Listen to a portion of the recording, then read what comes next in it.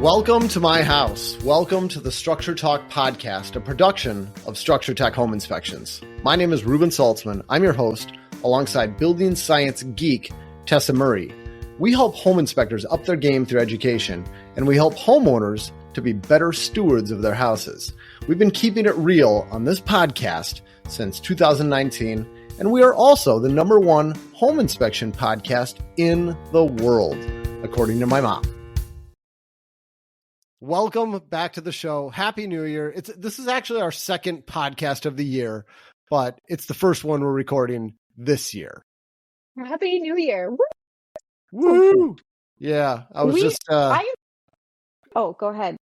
No, I was just chatting about snow and how it has not felt like winter yet, but it's coming. Winter's coming. It's all gone. We had one good rain and it washed it all away for us in Minnesota. Boo-hoo. I'm sure we'll have another shot at it later in end of January, February, March, April, and maybe May.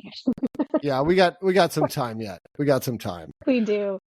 Well, we're in the middle of our series interviewing home inspectors from all over the country in different climate zones, just hearing about how they do inspections and what differs from climate to climate.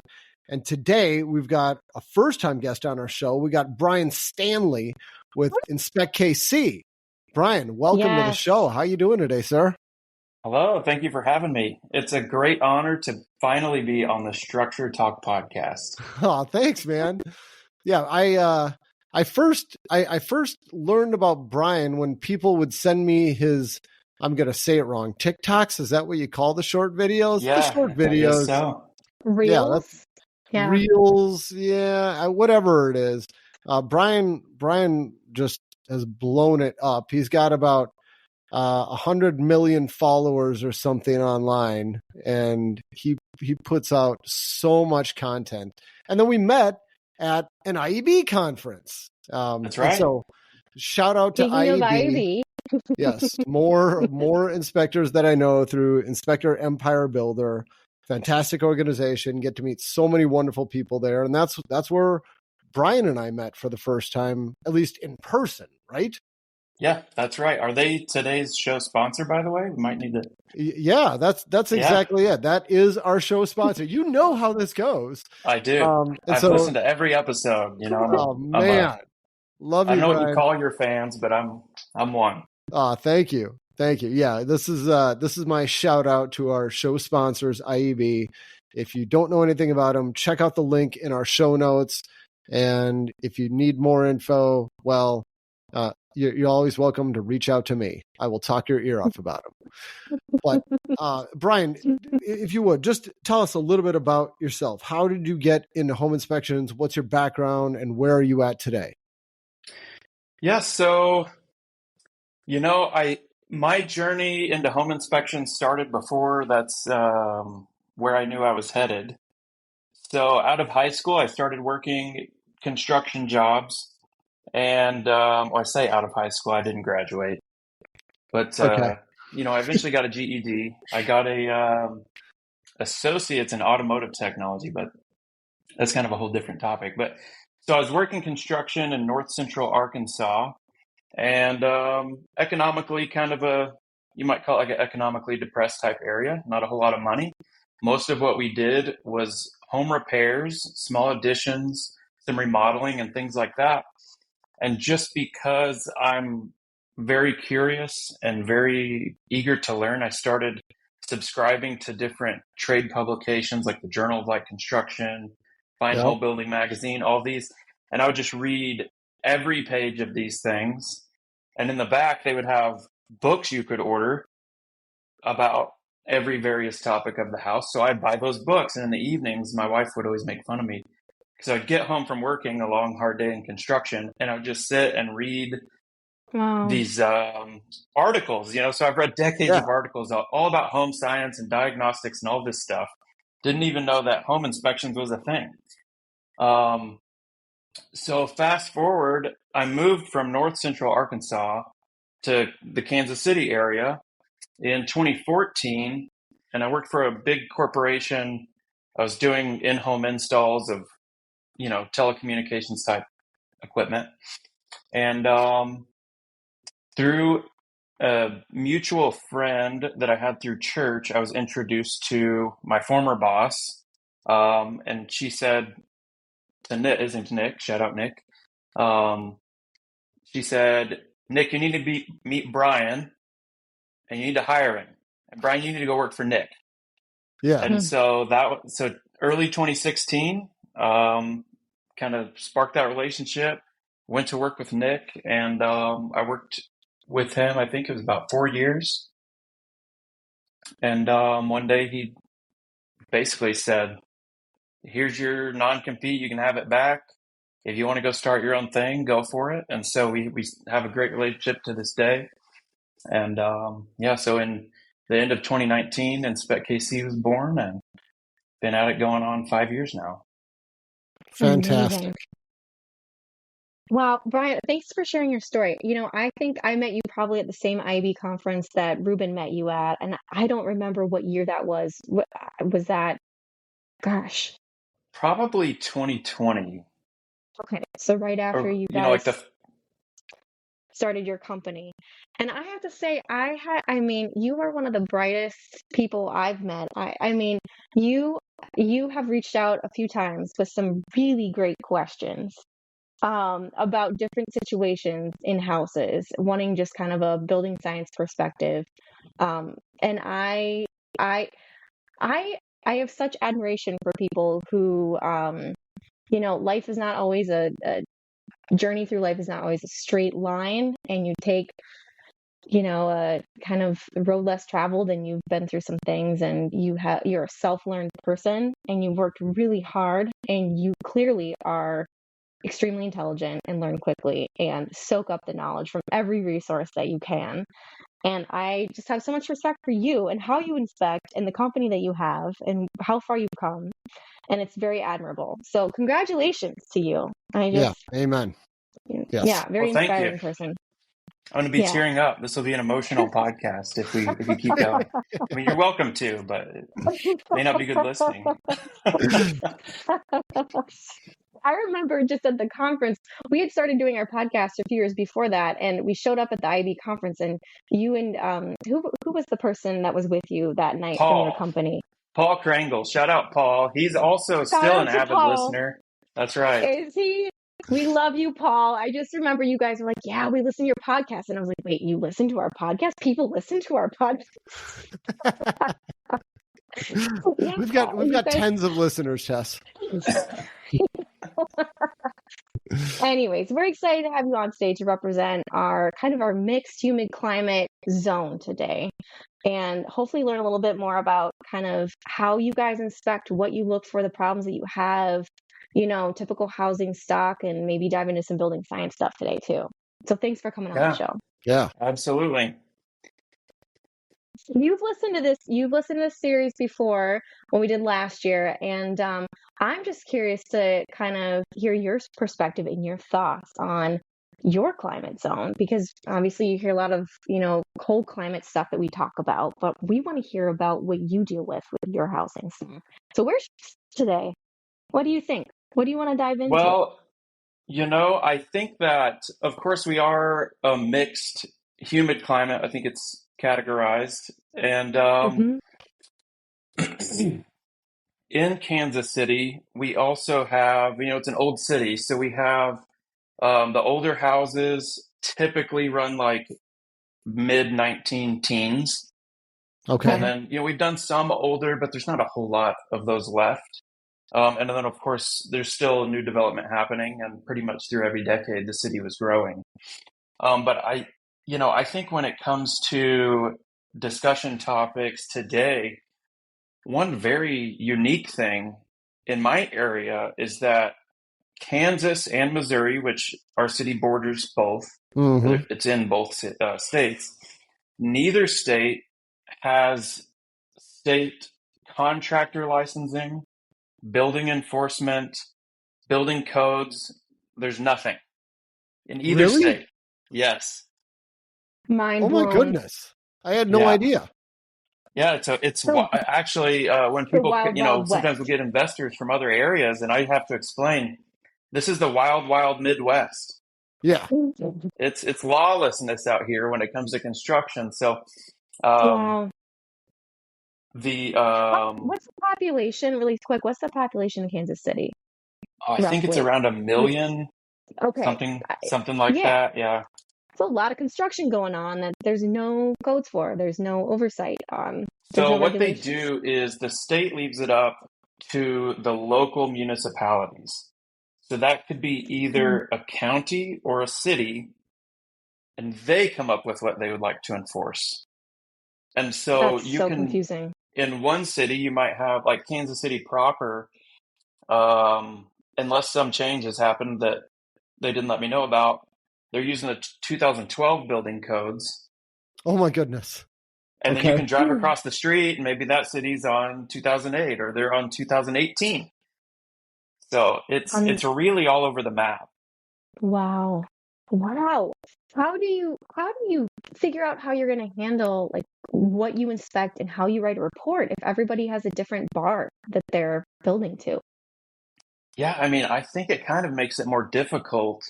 And then, one the biggest thing is really understanding the building science so that you can look at functionally and practically how is this building performing?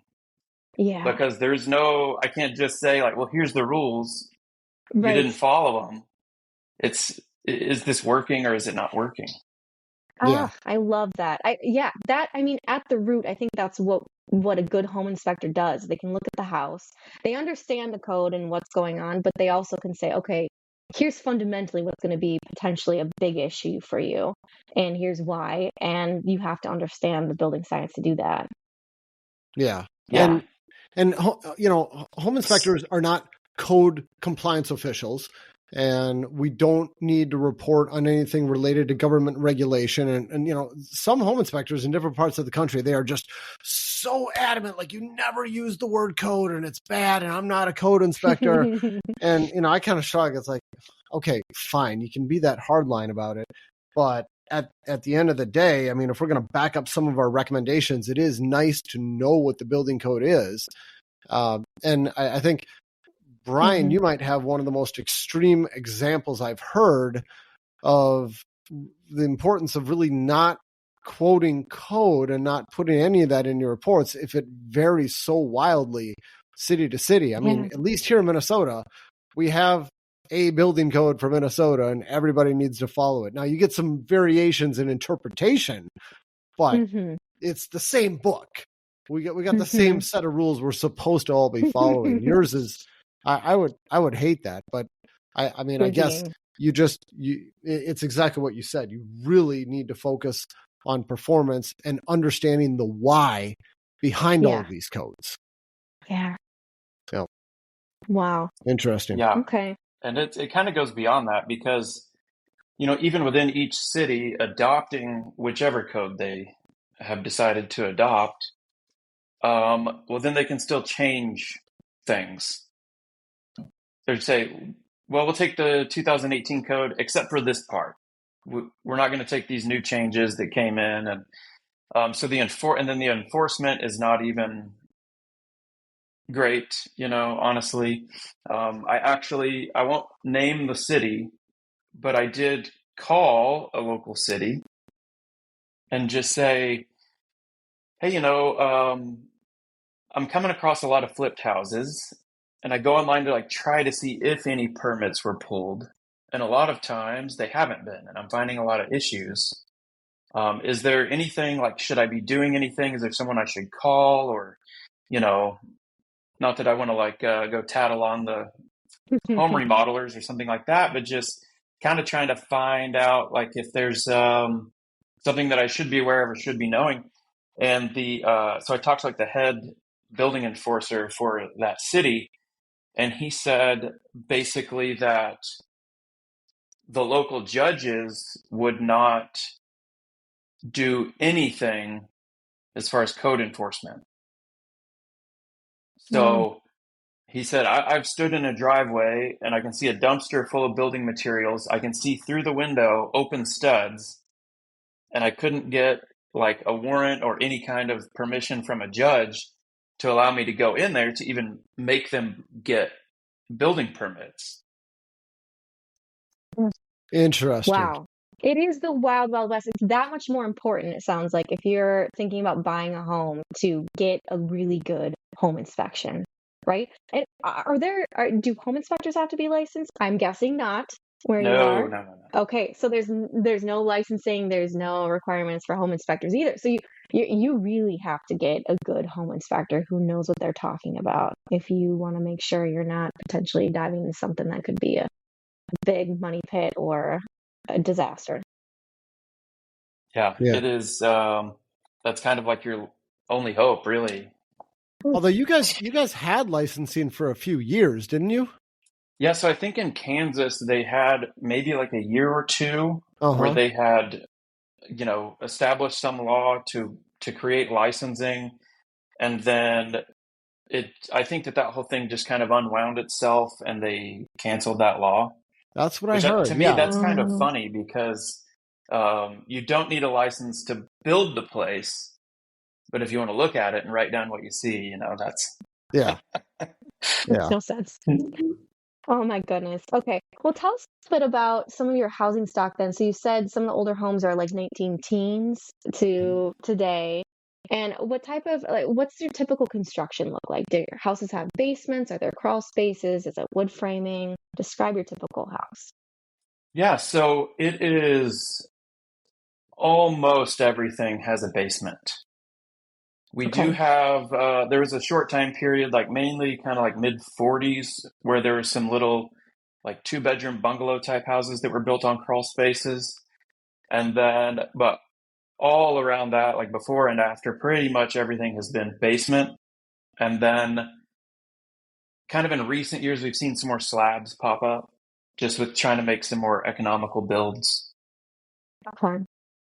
Okay. Okay. And And then, do you guys have attic spaces? Are the attics used to house HVAC and your plumbing and your water heating and all of that too? Or are they just insulated? it's just insulated. So, like Okay. coming from Arkansas, we did have a lot of, you know, HVAC kind of stuck wherever you can get it. But here, because we do have basements, it makes so much more sense. And so pretty much Yeah. everything is in the basement. Um, yeah, I feel What like I missed. Was there a second half of that Well, question that I? so I'm guessing a lot of it's wood framing then probably, Oh yeah, right? yeah. And is there a typical kind of roofing type and siding type that you see? Yeah, so it is, of course, it's wood framing. They do poured concrete foundations. Okay. We don't see a whole lot of masonry block, although there's kind of some 1960s houses where that's a little more common. But mainly poured concrete foundations, wood frame houses, and then mostly, either like masonite or the newer like smart siding Yeah. type material. And a lot of that is literally on the studs. So it's your wall What? sheathing. It's fun. Yeah. So there isn't like a plywood or OSB wall sheathing. It is the siding is attached right to the studs. So yeah, like my house is built in 85, and it's um, the studs and then 1/2 inch foam and then masonite.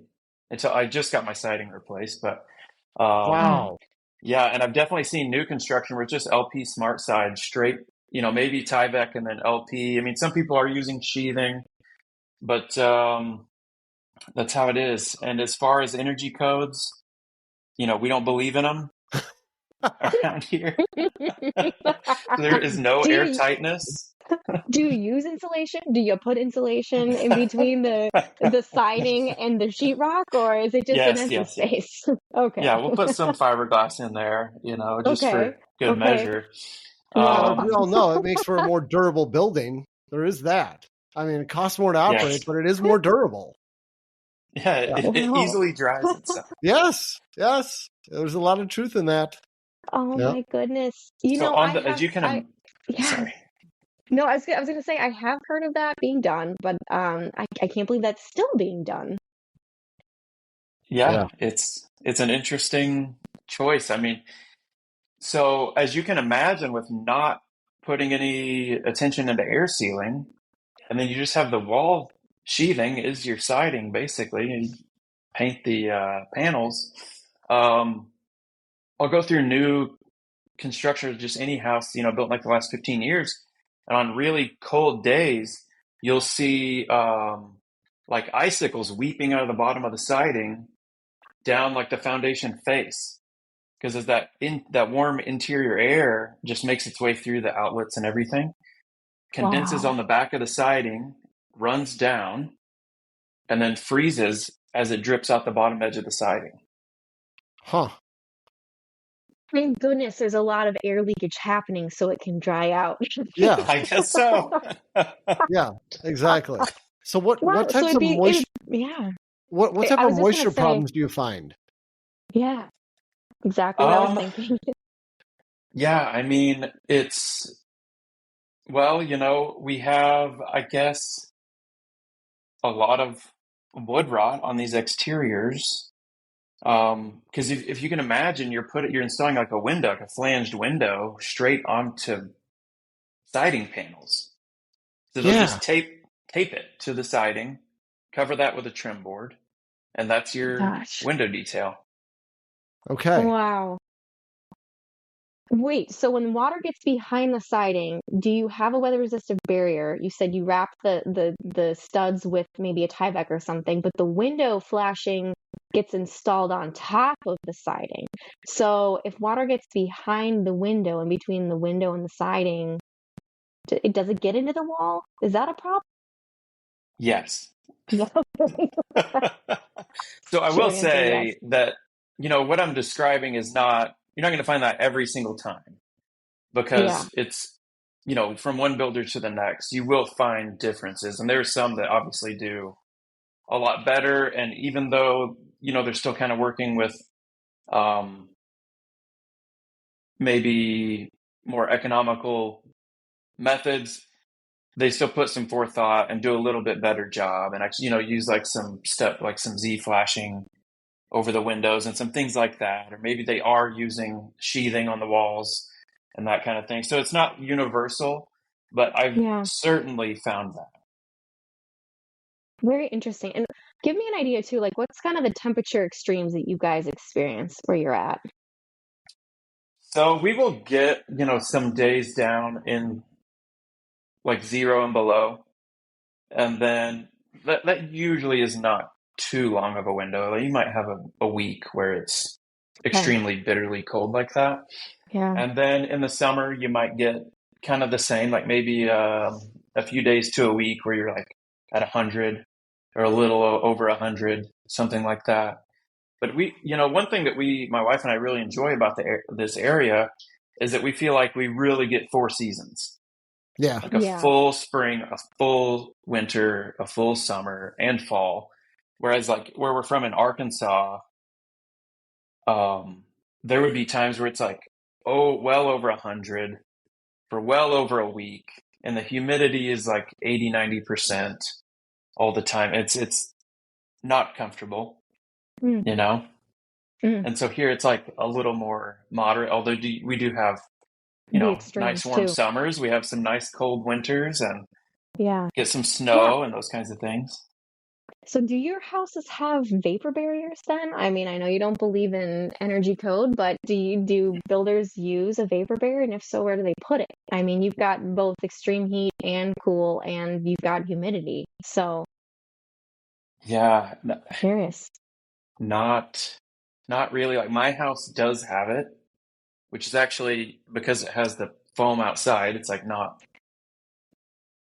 good. But like in new builds, usually you just kind of see, what they call the diaper method in the basement, where if there's a framed wall, they'll put fiberglass insulation and then staple plastic over that. But that's just on the exposed parts of the basement. And again, that's not Yeah. done in every jurisdiction. So Yeah. Okay. Yeah. So I was just thinking about, heat and air and moisture movement. You've got it coming from all directions, just depending on the season. That's right. So yeah, I mean, you hope that the building assembly can dry out because you're gonna have moisture getting in the walls, and it sounds like probably in the attic too, depending on the season. So you've got to have, there's a lot going on there, it sounds like. You got Yeah, your work cut out for you when you're inspecting. My that's goodness. right. Are Yeah. people finishing their basements where you are then? It sounds like they are. Yeah, that's pretty common. Yeah, usually people will finish, at least some of the basement. It Okay. sounded a And lot like Minnesota. Doesn't it sound does. that different from what we have here. It does. Yeah. Yeah. So is it safe to assume you guys mostly have asphalt shingles for the roof coverings? Yeah. Okay. All right. Okay. The only difference is you don't use wall sheathing. Sometimes we do. Not. Sometimes, yeah. Just the inconsistencies between from house to house. You just don't know Yeah. what you're going to come across. That's the hard part. At least here, I think a lot of the inspectors that work in the Twin Cities metro area, especially, like you kind of get familiar with like what a 1960s build is going to look like and what a 1920s build is going to look like and a 2020 built house. Like you know what the materials are in the walls and the type of insulations and the materials that were used. But where you are, it sounds like you don't really know when you show up how it was constructed or what's in the walls or what you might come across. Is that true? I mean, it's kind of like what you're describing. It's maybe just not quite as consistent with like some of the Okay. detailing and things like that. But I mean, Yeah. like the material usage and that kind of thing is fairly consistent. Okay. What about heating cooling systems? Do you guys have mostly forced air? Like, do you have natural gas furnaces? What do you guys see typically? Yeah, it is mostly natural gas, forced air. We're a little colder, like a little too cold for like heat pumps. So Okay. those haven't really taken off too much. I mean, you'll Hmm. see them, and there was a period where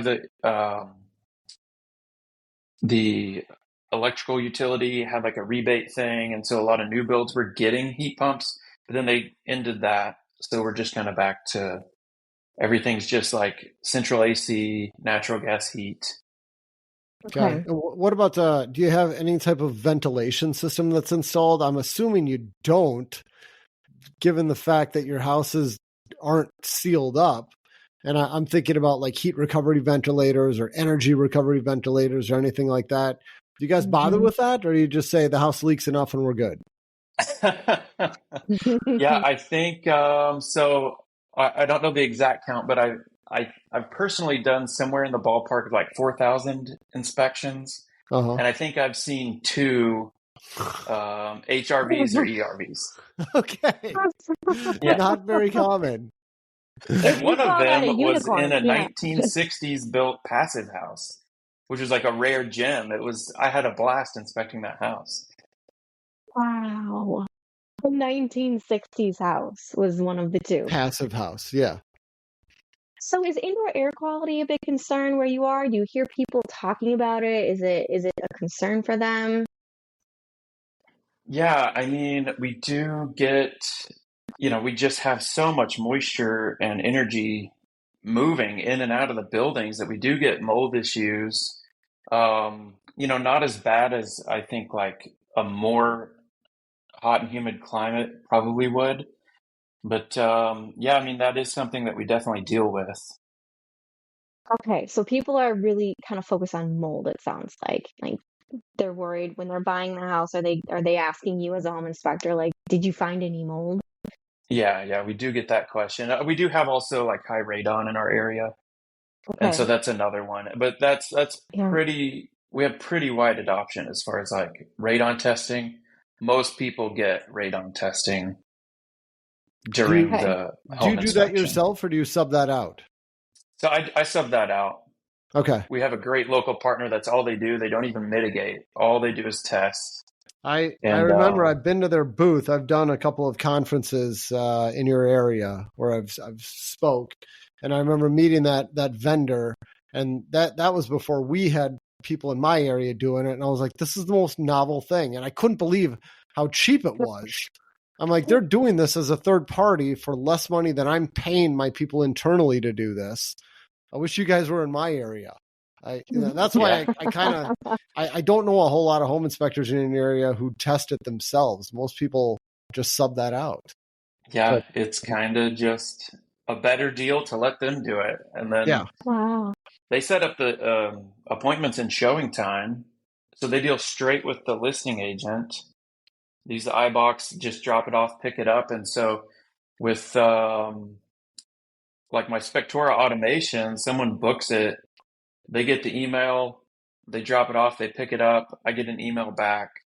And usually by the time I do the inspection, we already have the results with That's great. No other, work on my part. So yeah. Do people need to be licensed to do radon testing in your area? I'm assuming not. in Kansas they do, not Missouri. Okay. All right. Interesting. That's tricky. Yeah. Yeah. All right. Do you guys do the mold testing, mold inspections too at your company, or do you hire that out separate? So we do that in-house. We kind of had a partnership in the past, and I just found it was better if we just handled that. Okay. What would you say, what percentage of your clients want to do the mold inspection or mold testing? As a percentage? Like half, maybe? Like half, would you say? No. Do that? No. Less It might be more like 5 to 10%. Oh, okay. So it's not super, yeah. Okay. It's not super common. It's usually, someone that specifically, like personally has a reason that they are interested. Yeah. Okay. Yeah. Okay. Interesting. That's about the same as we are. Yeah. Someone's got to have a good reason for it. Yeah, pretty much. Not just you get a home inspection, therefore you need a mold test. Right. Yeah. Right. So another one that is very common for us is like sewer scopes. That is, I think last year it was 87% of our home inspection clients also got a sewer scope. Holy cow. Wow. So very high adoption on that. And we do have like very expansive clay soils. So we're kind of, this is very much like kind of the plains more or less. So you just have a lot of soil that's maybe better for growing things than it is for, being stable. Yeah. Yeah. Okay. So do you see lots of issues with sewer lines? And is that the homeowner's responsibility if there are issues, cracks, breaks, disconnections? Yes. So I think it was in 2020 that they changed. Before, again, it was kind of like area by area. But I know at least the majority of our service area, as of 2020, it was the homeowner is responsible from the house to the tap, including the tap. And before, different areas would have some caveats like, well, if it's under the street, the city will do it. Or if it's, they'll take care of the tap, but you're responsible for the line or that kind of thing. And so they, now if your house is affected, it's your problem, basically. Wow. And I guess I'm curious too, have you seen any recent changes with with the impact of climate change and storms, and you guys are in Tornado Alley with insurance rates and insurance, insurance.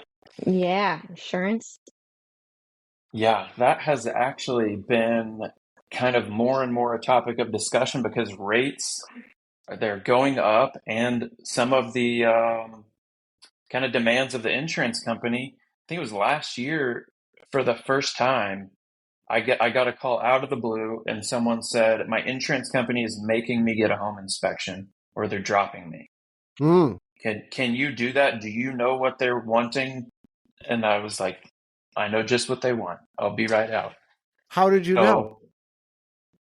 What did they want? Because I sell. Okay. Yeah, Oh.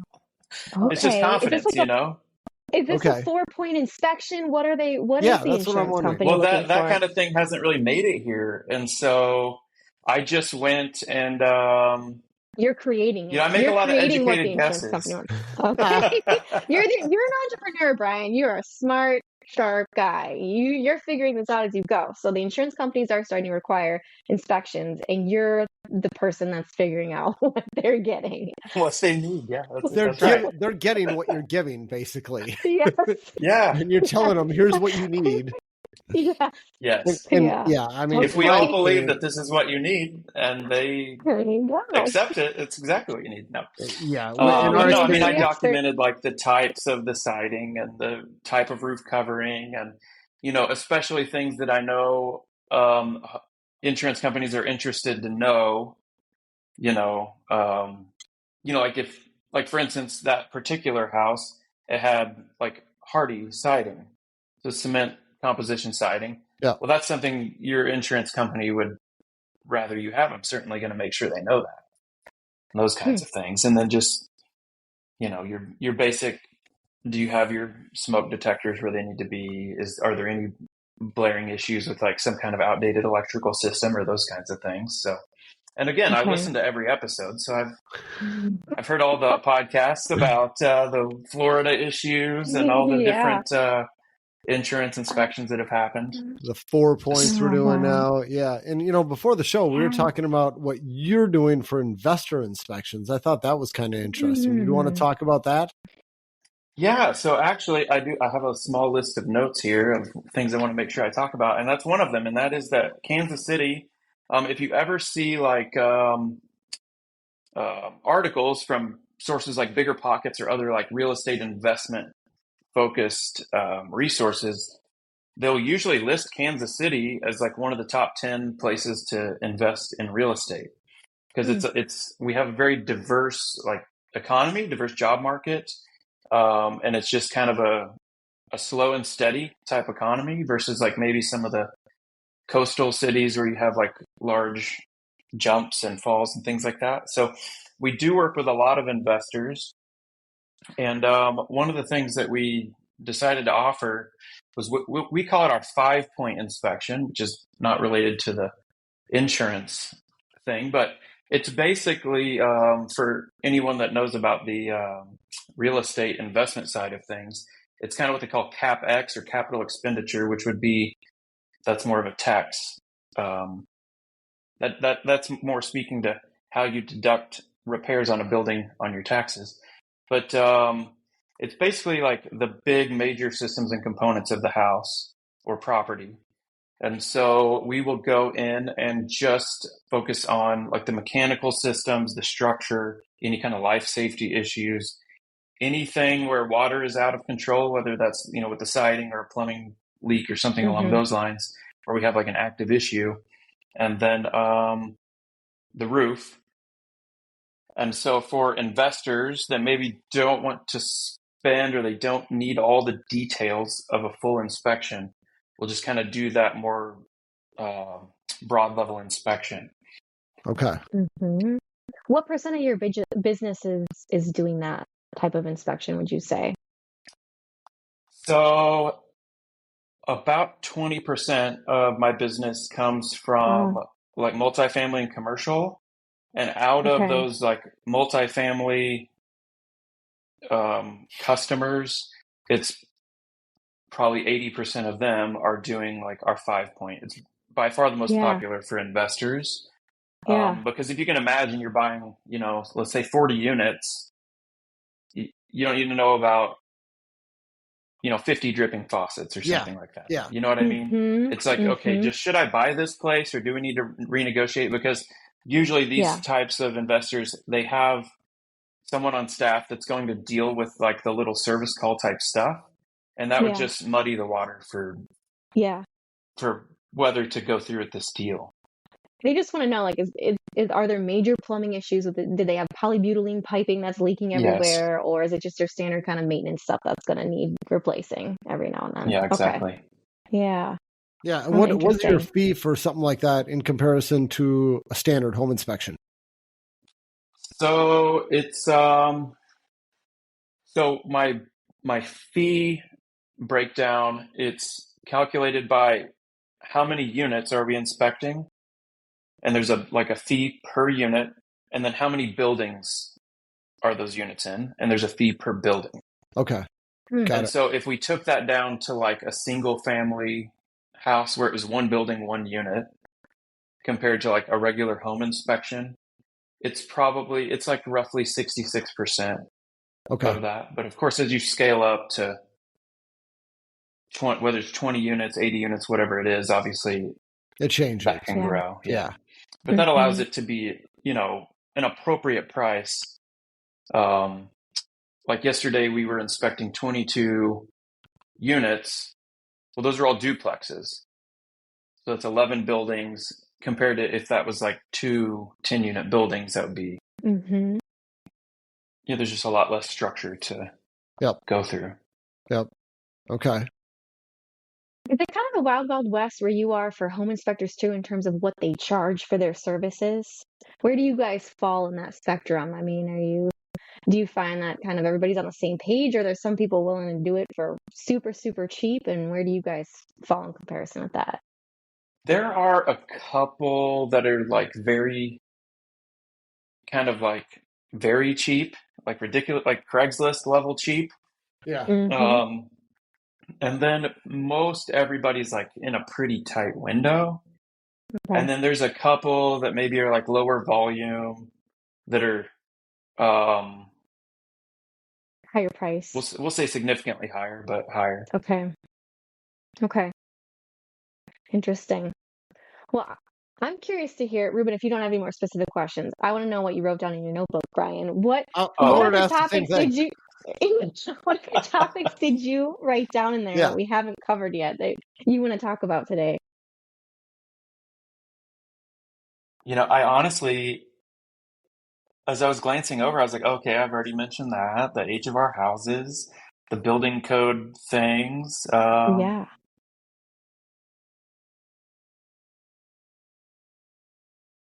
I actually have said all of them. Oh, good. All right. Well, I wanted you to talk for a minute about your TikTok channel. How did that get started, and how much business do you get from it? Okay, well, to start off, I need to say this caveat because I was very good and active in like 2020 and 2021. And then not so much after that. How come? Well, you just got too busy or what? So, honestly, and it's kind of a downer here, but my father-in-law passed away. And so he's, very much like my best friend. When I did construction, I worked with him. For like 9 years, we worked together. There's times I lived with him. We rode to work together and then drove home together. And so that was like a big blow, obviously to our family and to me. And so I still love the idea, and I keep thinking like, man, I got to get back to doing that. But when you're in your like day-to-day like flow of inspecting and looking at things, in order to make content, you're always trying to think like, okay, what's the angle here? Like, oh, this is kind of visually interesting, or this is kind of a unique issue.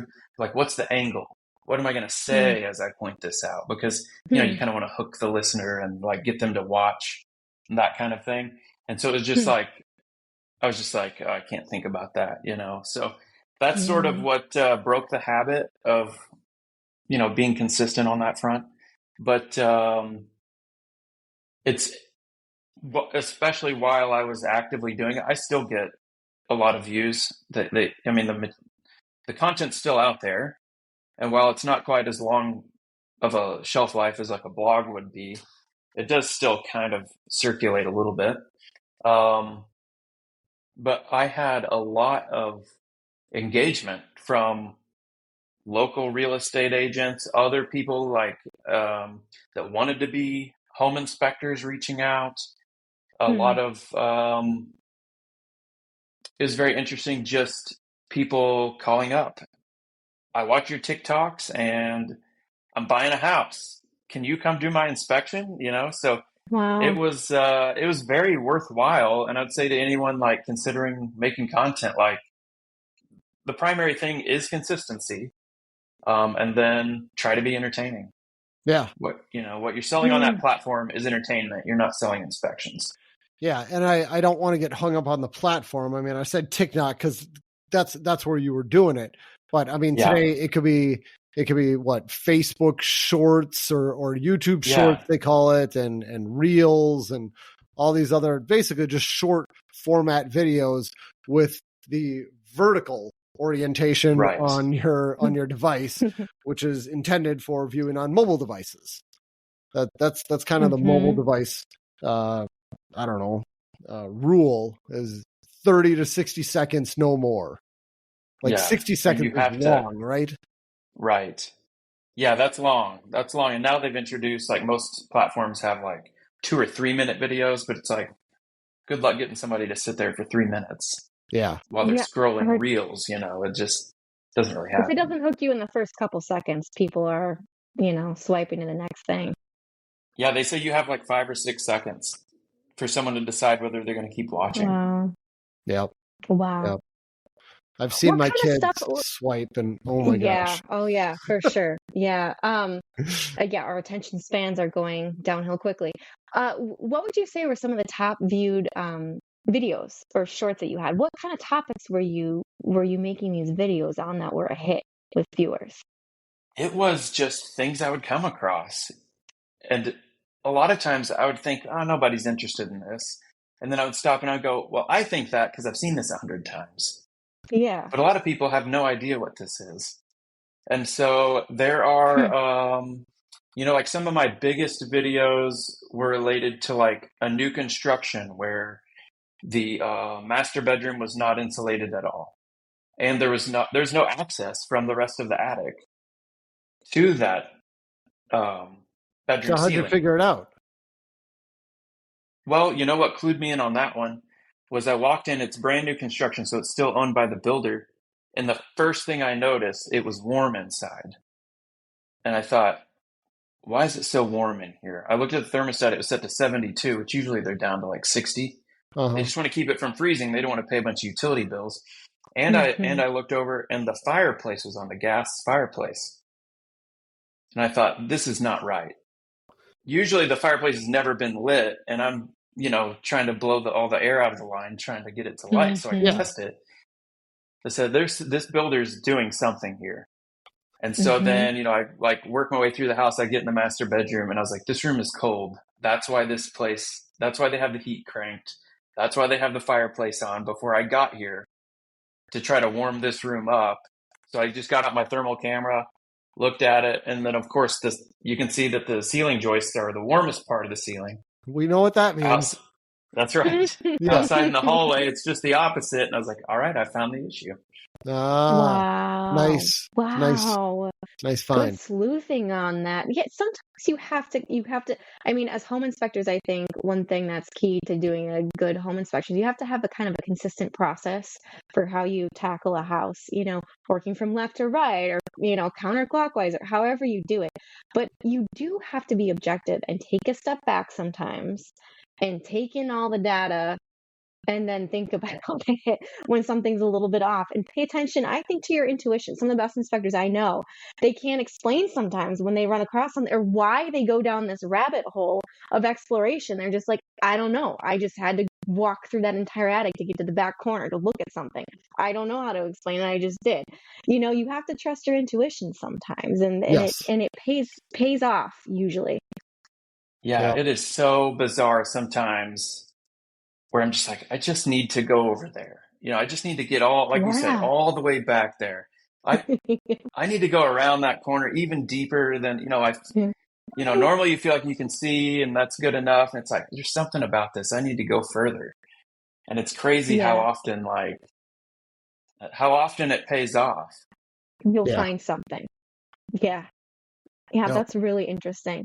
Very interesting. Do you typically use an infrared camera on most of your inspections? What kind of tools do you typically use? Yeah, we definitely use infrared on every house, and of course, like moisture meters, and of your.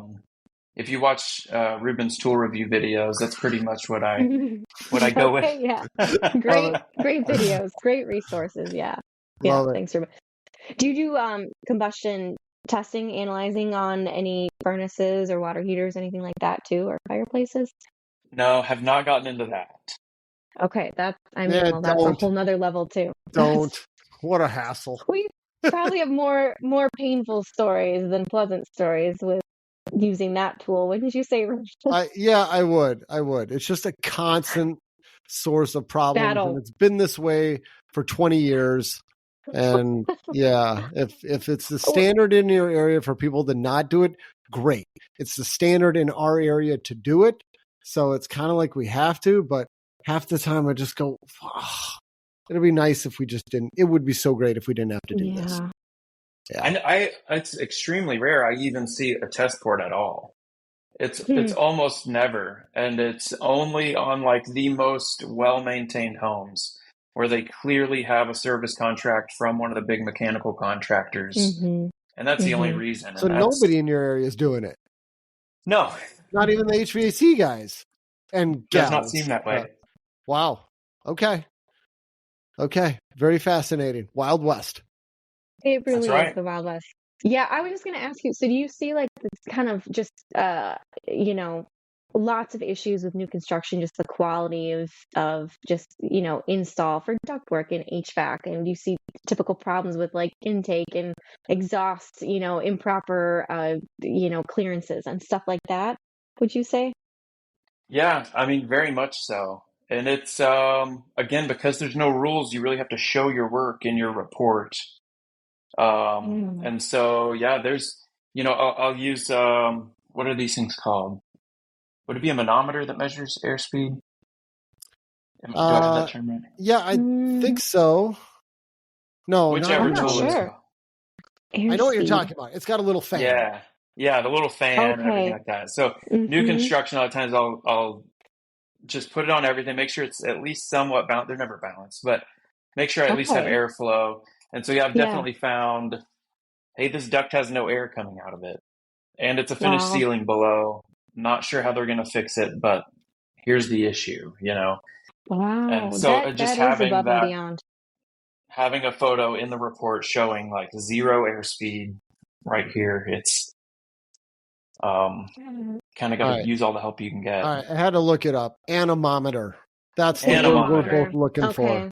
That was going to drive me nuts if we didn't get it. Anemometer. Okay. Yeah. Okay, so HVAC is a problem where you are. I think it is across the country. Do you see other issues with any of the electrical or plumbing things? Interestingly, the electrical seems like they have their act together. Okay. I mean, when you see new construction, it is unbelievably rare to find any kind of issues. Yeah. Well, that's good, because if you mess up electrical, it's life or death sometimes. So yeah. They're definitely more professional than a lot of the other trades. But in fact, there was a new construction, and I got up in the attic, and there is a flue pipe coming down from like through the roof, but it's not connected to anything. I thought, well, that can't be good. And so when I got down to the basement, then there's the furnace and the water heater going into the flue. Just somewhere inside the wall, inside a chase, they never connected it before they drywalled. Oh no! Yeah, good thing you found that. I'm just going to turn the gas off here.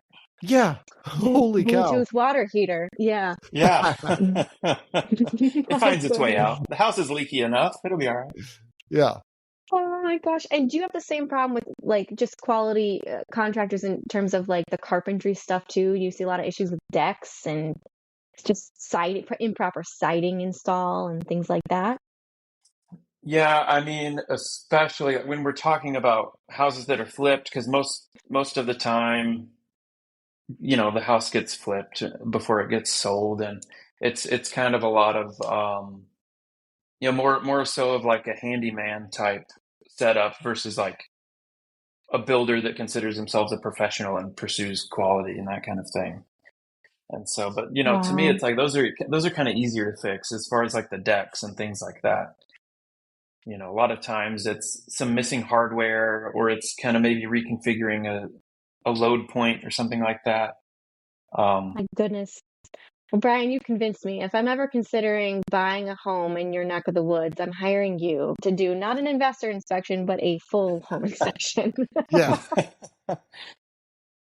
Well, If you use the coupon code Structure Talk 2025. I love it.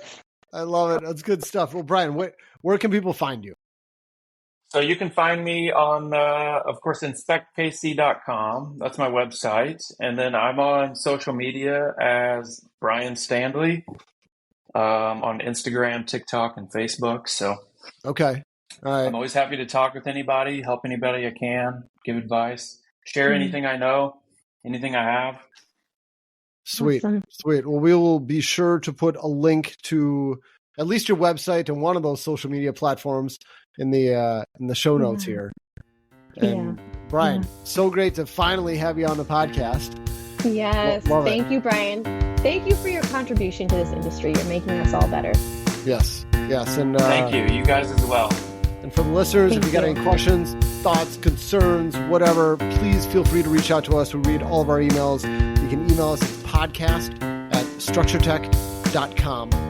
And I'm Ruben for Tessa and Bryan saying thanks for tuning in. We'll catch you next week. Take care.